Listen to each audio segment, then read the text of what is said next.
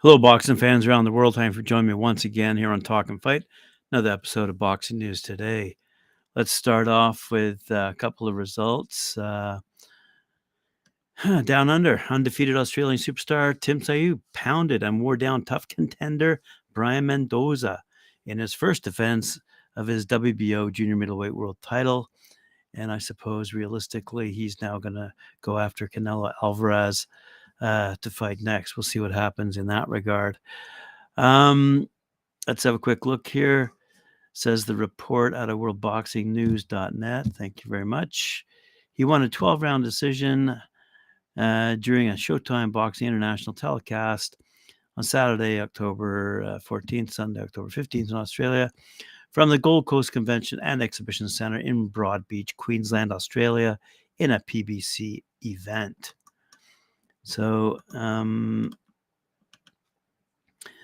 didn't waste any time explaining what he wants to do next. Charlo, where you at? Where you at, buddy? Tszyu said in the ring afterward, calling out unified 154-pound champ Jermell Charlo. He probably thinks in his delusional head that he's going to beat me. Come get it. Come get it. Tszyu, who said he'll take on talents to the United States to face Charlo, may have fought his last fight in his native Australia for the time being, calls this fight his last hurrah, and he's confident he'll face Charlo next. For sure, man, he said. He fought Canelo, the best pound-for-pound fighter in the world.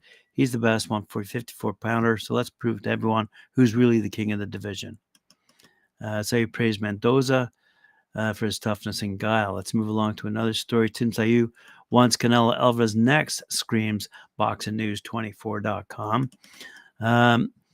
Story by Matt Lieberman. Tim Tszyu says he'd like to face superstar Canelo Alvarez next, following his impressive victory over Brian Mendoza in Queensland, Australia. Tim will be fighting in the U.S. now, as he wants to face the popular big names like Canelo, Terence Crawford, Errol Spence Jr., and Jermell Charlo. And as we just heard, it sounds like Tim would like to fight Jermell Charlo first. However, as this story goes, as far as Jermell goes, Tszyu doesn't have much hope of getting that fight anytime soon because he feels that he's going to be inactive for the next year, spending the money he made in his recent contest against Canelo last September. Tszyu, who's 24-0, by the way, 17 knockouts, is aiming for the top of the tree and says it would be an honor for him to fight Canelo.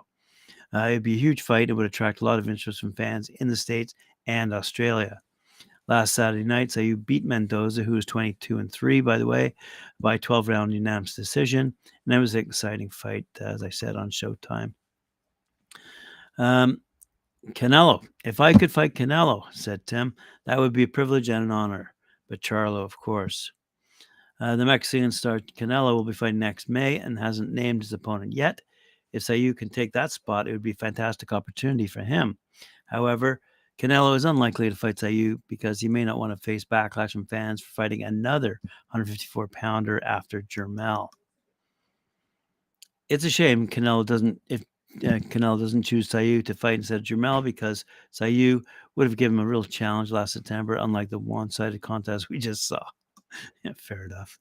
All right, let's move along to another decent fighter who we've been mentioning for quite some time here on Talking Fight, Richard Torrez Jr. Olympic silver medalist and heavyweight contender Richard Torrez Jr. blasted out San Antonio native Tyrell Anthony Herndon via second-round technical knockout. Torrez was aggressive from the opening second, cutting the distance to land short combos from his southpaw stance. Eventually, Torrez dropped him with a left hand in the second round. The blow began an onslaught, forcing referee Alejandro Leon to stop the fight at 126 of that second round. This is a process. Top Rank has the best matchmakers, and I fight whoever they put in front of me. If they say I'm ready to fight 8-rounders next, I'll be ready. So Torrez, I'm not expecting knockouts. When I don't expect them, that's when they happen. It's a catch-22. If I expect the knockouts, then they don't happen. I just want to show my boxing ability, and I got 2 rounds this time. I'm looking forward to the next one. Good stuff. All right, the middleweight boogeyman, according to World Boxing News Net, is now unified world champion. Janibek Alimkhanuly defeated Vincenzo Gualtieri via 6-round technical knockout. In the process, Kazakh style, moved to 15-0 with that 10th stoppage. The WBO and IBF middleweight world titles were also unified at the Fort Bend Epicenter in Rosenberg, Texas. Janibek, the 30-year-old fighting pride out of Kazakhstan, took a few rounds to establish his rhythm, but once he figured out Galtieri, the former IBF champ's fate was sealed. Janibek, a southpaw, controlled the earlier rounds against Galtieri, who used lateral movements to an occasional burst of offense. Then a counter left uppercut from Janibek in the 5th round hurt and dropped Galtieri. Galtieri, however, survived the round, but several unanswered shots in round 6 forced referee David Fields to halt the fight at 125. Said Janibek, "This is my style of fighting. This is Kazakh style, and I will continue to do it. We knew from the beginning he wouldn't fight back. He was waiting because he thought I was going to get tired, but I didn't get tired. We'd like to add another 2 middleweight belts to the collection. I hope that our promoter Top Rank can organize that." Galtieri said, "Congratulations to Janibek. He was better tonight, but I think I was a little bit early to end the fight. But he was better today." Elsewhere, in a clash between undefeated super welterweights, 2 local German heroes, Schlauer Spomer, 19-0, by the way, 10 knockouts, scored a 10th round knockout over European champion Milan Prat, who's now 20-1. In a clash for the WBO Global and WBA Intercontinental belts on Saturday on the line at the Rudolf Weber Arena in Germany. Spomer dropped Pratt in rounds 4, 5, and 9 before finishing him with 21 seconds left in the 10th. The undercard includes some notable names seeing action. Former world champion Austin No Doubt Trout, 37-5-1, 18 knockouts, outpointed journeyman Omar Rodriguez, who's now 13-10-1, over 8 rounds in another super welterweight showdown. And this was Trout's 2023 boxing debut. Former cruiserweight world title challenger Mike the Rebel Perez, 29-3, 20 knockouts, destroyed Rashad Karimov, 36 for 32 knockouts in the first round. Perez sent Karimov to the canvas 3 times before the referee waved off the contest. And the event was presented by Legacy Sports Management. Good stuff out of Germany. All right. Up and coming. Wow, Don King has been mixing and matching title fights and has suddenly found himself with too many fights. So he's decided to split them off into 2 separate boxing events on May 4th and December 2nd at the Casino Miami Jai Alai. It's going to be in November and December to remember, said King. I want to thank owner Phil Ruffin and general manager Danielle Locchieri for their support in allowing us to have 2 super nights of boxing at their Casino Miami Jai Alai. The only in America 92 celebration extravaganza will be like no other. It will encompass 2 exciting nights of championship boxing. The November 4th card will have 3 co-feature title fights headlined by a 12-round battle for the vacant WBC cruiserweight title between number 1 Noel Mikhailian, he's 26-2 by the way, and number 2 rated former champ Ilunga Makuba, 29-3.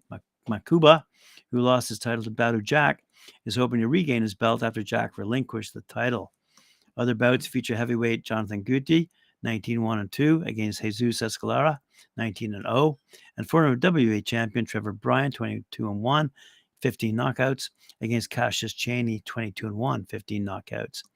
The December 2nd card will feature welterweight Adrian the Problem Broner, 35-4-1, by the way, a 4th-time world champion in 4 weight divisions, continues his return against Chris Howard, 18-2-1, for the People's Championship. Broner will dedicate this fight to his late trainer and mentor, Mike Stafford, who passed away at the age of 67 back in September. In the co-feature, WBA Continental America middleweight champion Ian Green, 17-2, defends his title against an opponent to be named at a later date. Good stuff from Don King. So here I have a bit of an update on Adrian Broner, who has returned, as I said, and now will headline the cruiserweight title fight on as Don King card. Here we go. Adrian Broner's return to the ring has been moved from Saturday, November 4th to Saturday, December 2nd, as Don King Productions will put on 2 cards in the near future in the casino at Miami. The 34-year-old Broner will still be facing Chris Howard in this fight, which will now be going head-to-head with Ryan Garcia's return on DAZN, meaning that even even less people are likely to buy the pay-per-view than they would have on November 4th, when it was only against an ESPN card headlined by Efe Ajagba. Broner broke a long absence from the ring in June on a Don King card, beating Bill Hutchison at the same venue.